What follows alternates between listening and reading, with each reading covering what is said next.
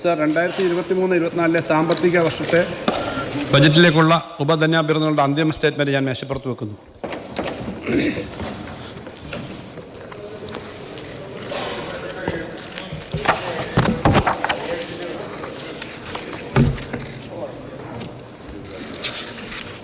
Sir, അങ്ങയുടെ അനുവാദത്തോടു കൂടി 2024-25 budget ഞാൻ അവതരിപ്പിക്കുകയാണ്, പ്രസംഗം വായിക്കുകയാണ്. സർ, കേരളത്തിൻ്റെ സമ്പദ്ഘടന ഒരു സൂര്യോദയ സൺറൈസ് സമ്പദ്ഘടനയായി മാറിക്കൊണ്ടിരിക്കുന്നു എന്ന ഏറെ പ്രസക്തമായ നിരീക്ഷണം പങ്കുവെച്ചുകൊണ്ടാണ് 2024-25 ബജറ്റ് പ്രസംഗം ആരംഭിക്കുന്നത്. ശാസ്ത്ര സാങ്കേതിക പുരോഗതിയുടെയും ഡിമാൻഡിൻ്റെയും ചലനാത്മകതയുടെയും ഉൽപ്പാദന വളർച്ചയുടെയും മുൻനിരയിൽ നിൽക്കുന്ന വികസന തുറകളെയാണ് സൂര്യോദയ മേഖലകൾ എന്ന് വിശേഷിപ്പിക്കാറുള്ളത്. സൂര്യാസ്തമയ മേഖലകളാകട്ടെ ഡിമാൻഡ് കുറയുന്നതും കാലഹരണപ്പെട്ടതും സാങ്കേതികവിദ്യകൾ അടയാളപ്പെടുത്തുന്നതുമായ മേഖലകളാണ്. സൂര്യാസ്തമയ രംഗങ്ങളിൽ നിന്നും സൂര്യോദയ മേഖലകളിലേക്കുള്ള മാറ്റത്തെ നിതാന്ത ജാഗ്രതയോടെ പ്രോത്സാഹിപ്പിച്ചുകൊണ്ടല്ലാതെ ഇന്നത്തെ കാലത്ത് ഒരു സമൂഹത്തിന് മുന്നോട്ട് പോകാനാവില്ല. നിരന്തര സ്വയം നവീകരണത്തിൻ്റെ ഈ പ്രക്രിയയിൽ കേരളത്തിൻ്റെ സ്ഥാനം ഇന്ത്യൻ സംസ്ഥാനങ്ങൾക്കിടയിൽ മുൻനിരയിലാണ്. കേരളത്തെ മുടിഞ്ഞുപോയ നാടെന്ന് ചിത്രീകരിക്കുന്ന കേരള വിരുദ്ധരെ അഗാധമായി നിരാശപ്പെടുത്തുന്ന നേട്ടങ്ങളാണ് ഈ നാട് കൈവരിച്ചുകൊണ്ടിരിക്കുന്നത്. അതിൻ്റെ വിശദാംശങ്ങളിലേക്ക് വരാം. സർക്കാരിൻ്റെ വികസന ധനകാര്യ സമീപനം വ്യക്തമാക്കാൻ ചില കാര്യങ്ങൾ ആമുഖമായി സൂചിപ്പിക്കേണ്ടതുണ്ട്. കേരള വികസന മാതൃക അറിയപ്പെടുന്നത് മതനിരപേക്ഷതയുടെയും സമാധാനത്തിൻ്റെയും സാഹോദര്യത്തിൻ്റെയും സാമൂഹ്യനീതിയുടെയും ജനങ്ങളുടെ ഉയർന്ന ജീവിത ഗുണനിലവാരത്തിൻ്റെയും പേരിലാണ്. എന്നാൽ കേരള മാതൃകയുടെ തുടർച്ചാ സാധ്യതയെക്കുറിച്ച് തുടക്കം മുതൽ തന്നെ സംശയം ഉയർന്നിരുന്നു. ആഭ്യന്തര ഉൽപ്പാദന ഘടനയുടെ പിന്നോക്കാവസ്ഥയും താഴ്ന്ന വളർച്ചാ നിരക്കുമായിരുന്നു ഈ ആശങ്കയ്ക്ക് കാരണം. എന്നാൽ 1980-കളുടെ അവസാനത്തോടെ ആഭ്യന്തര ഉൽപ്പാദന വളർച്ച മെച്ചപ്പെട്ടതോടെ കേരള വികസന മാതൃകയുടെ തുടർച്ചാ സാധ്യത സംബന്ധിച്ച സന്ദേഹം അവസാനിച്ചു. പിന്നീടുള്ള കാലത്ത് കേരള മാതൃകയുടെ വിഖ്യാതമായ നേട്ടങ്ങളെ കൂടുതൽ ബലപ്പെടുത്താൻ നമുക്ക് കഴിഞ്ഞു. മാനവ വികസന സൂചിക HDI, സുസ്ഥിര വികസന ലക്ഷ്യങ്ങൾ SDG, ദാരിദ്ര്യ നിർമ്മാർജ്ജനം, ആളോഹരി വരുമാനം തുടങ്ങിയ ഒട്ടേറെ കാര്യങ്ങൾ കേരളം മുന്നിലാണ്. ലീഡ് നിലനിർത്തിയും ഉയർത്തിയും കേരളം മുന്നേറുകയാണ് എന്ന് പറയാം. എല്ലാ കേരളീയർക്കും അഭിമാനിക്കാവുന്ന ഈ നേട്ടങ്ങൾ തുടരുമ്പോഴും സംസ്ഥാനത്തിൻ്റെ സമ്പദ്ഘടനയുടെ ബലഹീനതകളെക്കുറിച്ച് ആശങ്ക പിന്നെയും തുടർന്നിരുന്നു.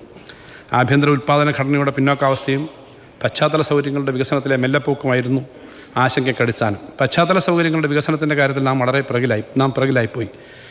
വ്യവസായത്തിലും കൃഷിയിലും വേണ്ടത്ര നവീകരണം ഉണ്ടായില്ല. വിജ്ഞാനോൽപാദനത്തിലും വ്യാപനത്തിലും വേണ്ടത്ര ശ്രദ്ധിക്കാൻ കഴിഞ്ഞില്ല. ഈ പോരായ്മകൾ കൂടി പരിഹരിക്കാൻ ഒന്നാം പിണറായി സർക്കാരിൻ്റെ കാലത്ത് തുടങ്ങിയതും ഇപ്പോഴും തുടരുന്നതുമായ ഭഗീരഥ പ്രയത്നം ഫലം തന്നു തുടങ്ങിയിരിക്കുന്നു എന്നതാണ് എടുത്തു പറയേണ്ട കാര്യം. പശ്ചാത്തല സൗകര്യങ്ങളുടെ മേഖലയിൽ വിപ്ലവകരമായ മുന്നേറ്റം സംഭവിക്കുന്നു എന്നത് മാത്രമല്ല കാണേണ്ടത്. വിജ്ഞാന സമ്പദ്ഘടനയ്ക്കും പശ്ചാത്തല മേഖലയ്ക്കും നൽകിയ ഊന്നൽ സൂര്യോദയ മേഖലകളുടെ അഭൂതപൂർവമായ വികസനത്തിനും സമ്പദ്ഘടനയുടെ വേഗത്തിലുള്ള നവീകരണത്തിനും വഴിവെക്കുന്നു എന്നുള്ളതാണ് പ്രതീക്ഷ നൽകുന്ന കാര്യം. സർ, 8 വർഷം മുമ്പ് നാം കണ്ട കേരളമല്ല ഇന്നത്തെ കേരളം. നമ്മുടെ സംസ്ഥാനം അതിവേഗം നവീകരിക്കപ്പെടുകയാണ്. അതിനായുള്ള ബഹുമുഖ ബൃഹത് പരിപാടികളാണ് ഈ ബജറ്റിലൂടെ മുന്നോട്ട് വെക്കുന്നത്. സർ, കേന്ദ്ര സർക്കാരിൻ്റെ ശത്രുതാപരമായ സമീപനം സൃഷ്ടിക്കുന്ന പ്രശ്നങ്ങൾ ചരിത്രത്തിലെ ഏറ്റവും വലിയ സാമ്പത്തിക ഉപരോധത്തിലേക്ക് സംസ്ഥാനത്തെ തള്ളിവിടുകയാണ്. കേന്ദ്രത്തിൻ്റെ സമീപനത്തിൽ പരിധി വെച്ച് കയ്യും കെട്ടി നോക്കി നിൽക്കാനല്ല കേരളം തയ്യാറാവേണ്ടത്. പകരം തകരില്ല കേരളം, തളരില്ല കേരളം, തകർക്കാനാവില്ല കേരളത്തെ എന്ന ശക്തമായ വികാരത്തോടു കൂടി നമുക്ക് മുന്നേറാൻ കഴിയണം. നമ്മുടെ നേട്ടങ്ങളെയും പുരോഗതികളെയും മുന്നോട്ട് കൊണ്ടുപോകാനും നവകേരളം സൃഷ്ടിക്കാനുമുള്ള പ്രവർത്തനങ്ങളിൽ കേരളീയരെയാകെ ഒറ്റ മനസ്സോടെ അണിനിരത്തുന്നതിന് സർക്കാർ നേതൃത്വം നൽകും. നിയമപരമായും ഭരണഘടനാപരമായും അർഹമായ മുഴുവൻ അവകാശങ്ങളും സഹകരണ ഫെഡറലിസത്തിൽ ഊന്നി നിന്നുകൊണ്ട് ശക്തമായ പ്രവർത്തനത്തിലൂടെ നമുക്ക് നേടിയെടുക്കേണ്ടതുണ്ട്. സർ, കേന്ദ്ര സർക്കാരിൽ നിന്നും ന്യായം ലഭിക്കുന്നവരെ കാത്തിരിക്കാനല്ല, മറിച്ച് നമ്മുടെ സംസ്ഥാനത്തിൻ്റെ സാധ്യതകളെ ആകെ ഉപയോഗിച്ച് പൊതു സ്വകാര്യ മൂലധന നിക്ഷേപം ശക്തിപ്പെടുത്തി പദ്ധതികൾ അതിവേഗം നടപ്പിലാക്കാനാണ് സർക്കാർ പരിശ്രമിക്കുക. ഇതുവരെ ചെയ്തു വന്നിരുന്ന മാതൃകകളും രീതികളും ശക്തിപ്പെടുത്തുന്നതോടൊപ്പം വ്യത്യസ്തമായതും വേഗതയേറിയതുമായ ഔട്ട് ഓഫ് ദി ബോക്സ് പദ്ധതി മാതൃകകൾ സ്വീകരിക്കും. ചുരുങ്ങിയ കാലത്തിനുള്ളിൽ പൂർത്തിയാക്കാവുന്നതും തൊഴിലും വരുമാനവും സൃഷ്ടിക്കുന്നതുമായ മേഖലകൾ, ഇടക്കാല പദ്ധതികൾ, ദീർഘകാല പദ്ധതികൾ എന്നിങ്ങനെയുള്ള ഒരു രൂപപ്പെടുത്തി പ്രവർത്തനം നടപ്പിലാക്കാനാണ് ആലോചിക്കുന്നത്. സർ, അടുത്ത 3 വർഷക്കാലയളവിനുള്ളിൽ കുറഞ്ഞത് 3 ലക്ഷം കോടി രൂപയുടെ നിക്ഷേപം ആകർഷിക്കുന്നതിനുള്ള പ്രവർത്തന പരിപാടികളാണ് ആസൂത്രണം ചെയ്യുന്നത്. വേഗത്തിൽ പൂർത്തിയാക്കാൻ കഴിയുന്ന ടൂറിസം മേഖലയിലെ പദ്ധതികൾ, വിഴിഞ്ഞം തുറമുഖവുമായി ബന്ധപ്പെട്ട അനുബന്ധ വികസന പരിപാടികൾ, കൊച്ചി തുറമുഖവുമായി ബന്ധപ്പെട്ട വികസന പ്രവർത്തനങ്ങൾ, കൊച്ചിയിലും പാലക്കാടും കണ്ണൂരും സ്ഥലമേറ്റെടുത്തിട്ടുള്ള വ്യവസായ ഇടനാഴികളുമായി ബന്ധപ്പെട്ട പ്രവർത്തനങ്ങൾ, ഐ ടി അധിഷ്ഠിത മേഖല ITES എന്നിവയുടെ വികസനത്തിന് പ്രോത്സാഹനം നൽകും. വിദ്യാഭ്യാസ രംഗത്ത് മൂലധന നിക്ഷേപം ആകർഷിക്കുന്ന പദ്ധതികൾ ആരംഭിക്കും. സംസ്ഥാനത്തിന് പുറത്തുനിന്നുള്ള വിദ്യാർത്ഥികൾക്ക് പ്രൊഫഷണൽ കോഴ്സുകൾ ഉൾപ്പെടെ ചേർന്ന് പഠിക്കാവുന്ന നിയമപരിഷ്കാരങ്ങൾ വരുത്തും.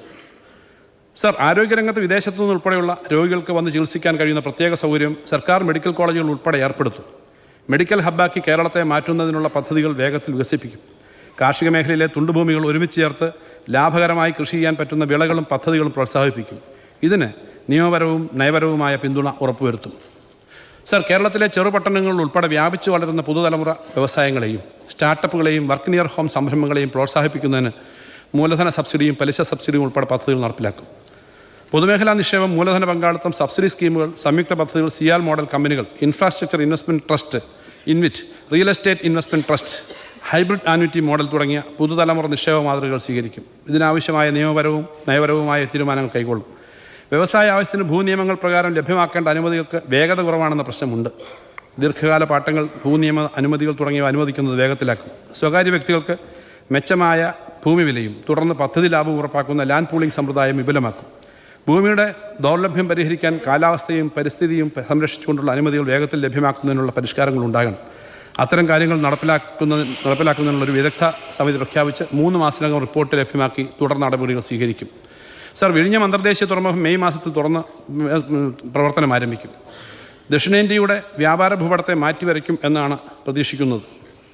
വിഴിഞ്ഞത്തിൻ്റെ കാര്യത്തിൽ ചുരുങ്ങിയത് 2 പതിറ്റാണ്ടിൻ്റെയും കാലതാമസം ഉണ്ടായി എന്നത് നാം വിസ്മരിക്കരുത്. ഇനി സമയനഷ്ടം സംഭവിക്കരുതെന്ന ദൃഢനിശ്ചയത്തോടെയാണ് സർക്കാർ കാര്യങ്ങൾ ഏകോപിപ്പിക്കുന്നത്.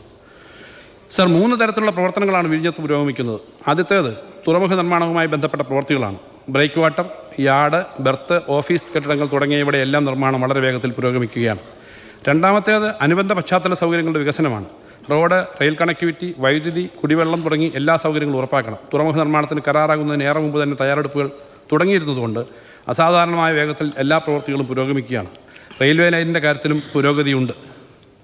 പോർട്ടിൻ്റെയും അനുബന്ധ സൗകര്യങ്ങളുടെയും നിർമ്മാണ പുരോഗതി മാധ്യമങ്ങൾ മത്സരിച്ച് റിപ്പോർട്ട് ചെയ്യുകയാണ്. സർ, നല്ല വാർത്തകൾ കേൾക്കാനും കാണാനും ഇവിടെ ആളുണ്ട് എന്ന് മാധ്യമങ്ങൾ തിരിച്ചറിയുന്നത് സ്വാഗതാർഹമാണ്.